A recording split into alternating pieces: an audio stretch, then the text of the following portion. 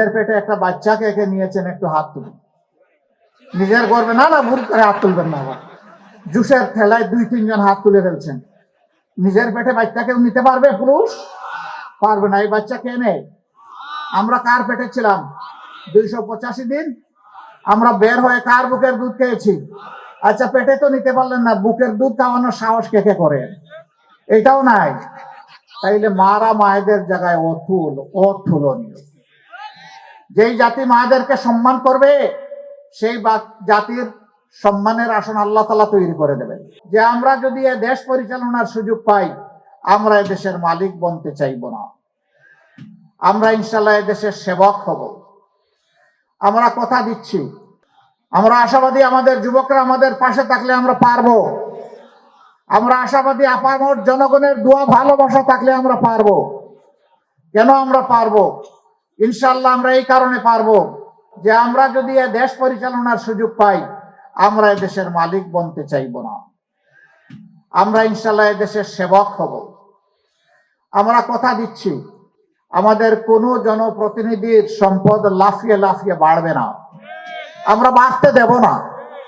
আমরা বলবো, যারা নিজেরটা উজাড় করে দেশবাসীর সেবা করার সাহস রাখো, তোমরাই শুধু আসো, আর কারো আসার দরকার নাই। এই জনপ্রতিনিধিরা প্রতি বছর জনগণের সামনে তাদের এবং তাদের পরিবারের সদস্যদের সম্পদের হিসাব দিতে বাধ্য থাকবে। জনগণের যে সম্পদ এলোকেশন হবে বিভিন্ন এলাকার উন্নয়নের জন্য, তার হিসাব জনগণকে দিতে হবে। উন্নয়ন কিভাবে হবে? জনগণের সাথে ডায়লগ করে বসে তার সিদ্ধান্ত নিতে হবে। উপর থেকে চাপিয়ে দেওয়া যাবে না। জনগণ চাইলো চিনি আর আপনি দিয়ে দিলেন লবণ, কাজ হবে না। জনগণ যাই চাইবে জনগণকে তাই দেওয়ার চেষ্টা করতে হবে। সম্মানিত দেশবাসী, সম্মানিত যুব সমাজ, তোমাদের হাতে আমরা বেকার ভাতা তুলে দিতে চাই না।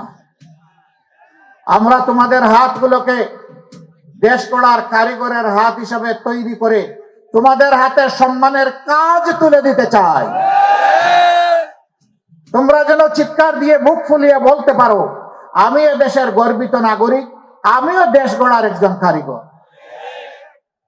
তবে হ্যাঁ, এ কারিগর বানানোর জন্য যে শিক্ষার প্রয়োজন, আমরা সেই শিক্ষাটাই ইনশাআল্লাহ তুলে দেব আমাদের ছাত্র সমাজের হাতে। যে প্রশিক্ষণ দরকার সরকারি খরচে, সেই প্রশিক্ষণ দিয়ে হাতগুলাকে মজবুত কারিগরের হাত হিসাবে পরিণত করে দেওয়া হবে ইনশাআল্লাহ। শুধু দেশে নয়, বিদেশেও তারা অবদান রাখবে। এইভাবে আমরা আমাদের যুব সমাজকে কর্মমুখী করতে চাই, বেকার বানাতে চাই না। এখন বলবেন, যতদিন বেকার থাকবে ততদিন কি হবে? ততদিন তাদেরকে প্রশিক্ষণের মধ্যে ব্যস্ত রাখবো।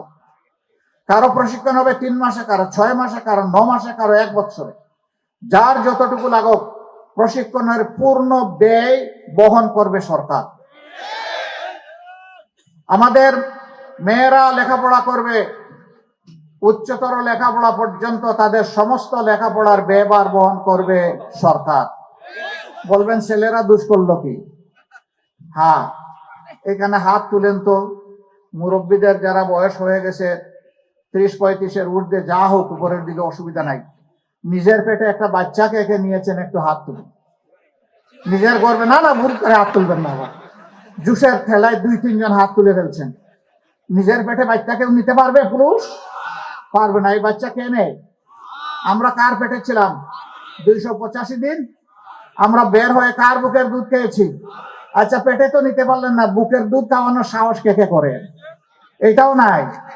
তাইলে মারা মায়েদের জায়গায় অতুলনীয়। যেই জাতি মায়েদেরকে সম্মান করবে সেই জাতির সম্মানের আসন আল্লাহ তাআলা তৈরি করে দেবেন।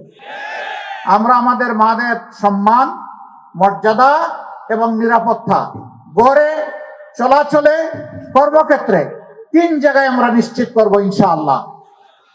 নবীজি বলেছিলেন, কোরআনের ভিত্তিতে যে রাষ্ট্র গঠিত হলো, এই রাষ্ট্রের সানা থেকে 1000 মাইল, 3500 মাইল, একজন তরুণী যৌবনের সমস্ত সৌন্দর্য নিয়ে একা একই রাস্তা অতিক্রম করবে, আল্লাহ ছাড়া সে আর কাউকে ভয় করবে না। আমরা সেই নিরাপদ সমাজ মায়েদের জন্য গড়তে চাই। নবীজি বলেছিলেন খায়রুল কুরুনি কারনি সুম্মাল্লাযীনা ইয়ালুনাহুম সুম্মাল্লাযীনা ইয়ালুনাহুম। আমার যুগ সর্বশ্রেষ্ঠ, এর পরের যুগগুলা কাছাকাছি। আজকে মাদের রিয়াকশন জানতে চাওয়া হয়, আপনি ভোট দিবেন কাকে? বলে দাঁড়িপাল্লায়। কেন? কই যে আমি তাদের কাছে মায়ের জাতিকে নিরাপদ মনে করি। এক মহিলা পোশাকে আশাকে, তিনি অত্যন্ত আধুনিক, তাকেও প্রশ্ন করেছে আপনি কারে চান? বলে যে আমি জামাতকে চাই। কই কেন চান? বলে যে জামাত আসলে দেশটা ঠিক হবে। আপনি তো এই ড্রেস পরতে পারবেন না। কই পরবো না, যে ড্রেস ওই সমাজে খাটবে ওইটা পরবো। তারপরে আপনি জামাতকে চান? বলে হ্যাঁ আমি জামাতকে চাই। কই জামাতের কোন দিক ভালো লাগে? বলে যে পুরা জামাতকেই আমার ভালো লাগে। মায়েদের এই অভিব্যক্তি কারো কারো মগজ বিগড়ে দিয়েছে। ভাই ঠান্ডা থাকো, এখন তো শীতের দিনে তো গরম কেন?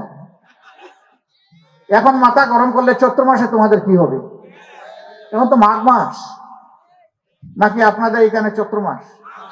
মাঘ মাস। আমরা তাদেরকে বলবো যে এখানে মাথা গরমের কিছু নেই, রাজনীতি হচ্ছে নীতির খেলা।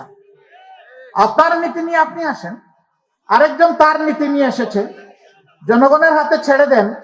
জনগণ যাকে পছন্দ করবে গ্রহণ করে নেবে। আপনার তাকে সম্মান দেখাতে হবে, আমারও তাকে সম্মান দেখাতে হবে। আমরা আমাদের দেশবাসীর উপর যথেষ্ট আস্থা রাখি।